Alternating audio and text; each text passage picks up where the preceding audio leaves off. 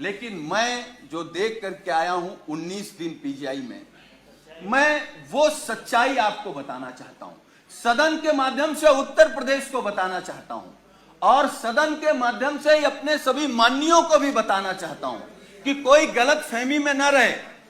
हम तो ये कहेंगे, भगवान से प्रार्थना करेंगे कि किसी को कोरोना ना हो। हमारे ही बगल में, अब हम लोगों के बीच नहीं है, स्वर्गीय चेतन सिंह चौहान जी, मैं 13 नंबर बेड पर था और वो 14 नंबर बेड पर थे। अगर नेता सदन सुनेंगे तो आप भी आश्चर्य रह जाएंगे। मैं 11 जुलाई को दोपहर में एडमिट हुआ और माननीय मंत्री जी 11 जुलाई की शाम को 5 बजे एडमिट हुए। और अब मैं जो कहने जा रहा हूं वो दुर्भाग्य है हमारा भी, माननीयों का भी, और जो लोग अस्पताल में भर्ती हो रहे हैं उनका भी। 8 लोगों का वार्ड, माननीय जी, 8 लोगों का वार्ड, जहां 8 कोरोना संक्रमित लोग होते हैं। डॉक्टरों की, नर्सों की और वहां की टीम आती है तो गेट से ही पूछते हैं कि चेतन कौन है। तो माननीय मंत्री जी क्योंकि बहुत सरल थे, उन्होंने हाथ खड़ा किया। टीम आती है, उन्होंने कहा चेतन आपको कब हुआ कोरोना? तो उन्होंने अपनी बात बताई। तो फिर एक दूसरा स्टाफ बोलता है चेतन क्या करते हो तुम? वो कुर्ता पैजामा में थे, मैं तो पैंट शर्ट में था। खैर, तो माननीय मंत्री जी ने कहा कि मैं कैबिनेट मंत्री हूं। तो एक स्टाफ ने कहा कि कहां के? तो उन्होंने कहा उत्तर प्रदेश सरकार। तो मैं सोच रहा था कि ये लोग कैसे इस बदतमीजी से बात कर सकते हैं, लेकिन मुझे यह भरोसा हुआ कि जब माननीय मंत्री जी ने कह दिया कि मैं उत्तर प्रदेश सरकार का कैबिनेट मंत्री हूं, तब शायद वो चेतन जी कहेंगे या थोड़ा आदर करेंगे। लेकिन ये सुनने के बाद भी जब पीजीआई के स्टाफ ने कहा कि चेतन तुम्हारे घर में और कौन कौन संक्रमित है, तो मुझे गुस्सा भी आया, दुख भी हुआ और सरकार पे भी गुस्सा आया। मतलब सरकार का इतना भी दबाव नहीं है भाई। कैबिनेट मंत्री के बाद कौन होता है? मुख्यमंत्री। तो इसका मतलब उत्तर प्रदेश में केवल योगी आदित्यनाथ जी का सम्मान होगा। अगर शर्मा जी को कोरोना हो गया तो आपके साथ क्या व्यवहार होगा आप सोच नहीं सकते। हम नहीं चाहते, हम तो भगवान से प्रार्थना करेंगे कि आपको नहीं, किसी को ना हो।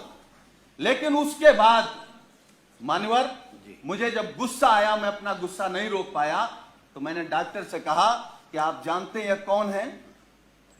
चलिए आप नहीं प्रभाव में आ रहे हैं कि ये योगी सरकार के कैबिनेट मंत्री हैं, ये वो हैं जो देश के लिए क्रिकेट खेलते थे।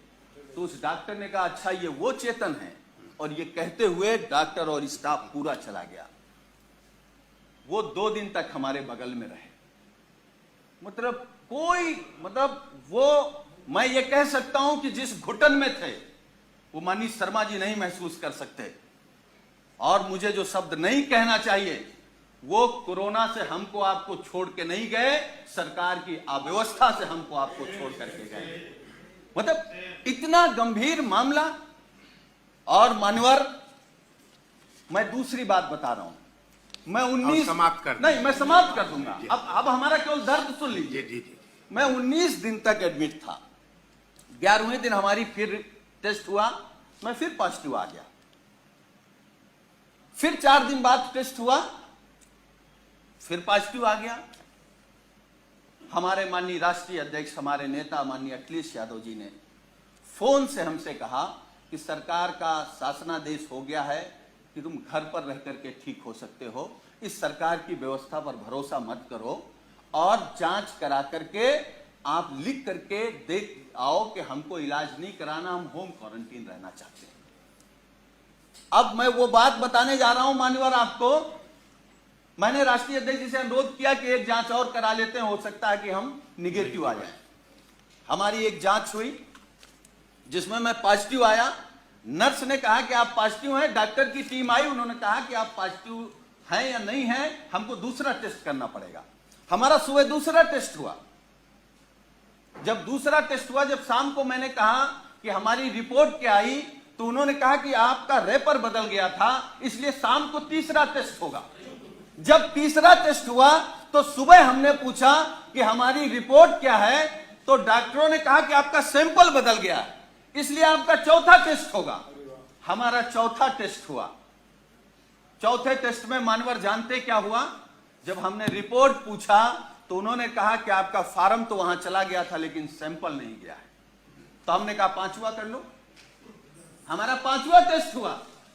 पांचवा टेस्ट हुआ और मैंने लिखित में दिया कि हमको पीजीआई में इलाज नहीं कराना है, हम घर में रहकर के जो सरकार के निर्देश हैं उनको पालन करते हुए हम स्वस्थ हो जाएंगे। मैं पहला पेशेंट हूं सरकार के निर्देश के बाद जो ये लिख करके आया कि मुझे नहीं इलाज कराना। मैं ये नहीं कह रहा हूं कि हम सभी डॉक्टरों पर सवाल खड़ा कर रहे हैं। डॉक्टर भगवान की तरह दिखता, हमको भी 19 दिन भगवान की तरह दिखा और हम भगवान की तरह मानते हैं, लेकिन ये अव्यवस्था आखिर कैसे?